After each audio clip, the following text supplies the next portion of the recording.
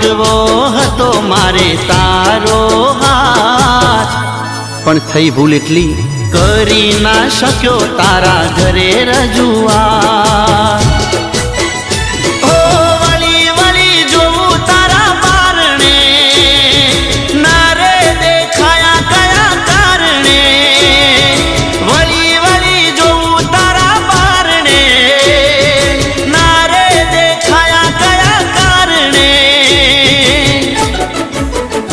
માફ કરજો ભૂલ થઈ હોય જાણે અજાણે, માફ કરજો ભૂલ થઈ હોય જાણે અજાણે।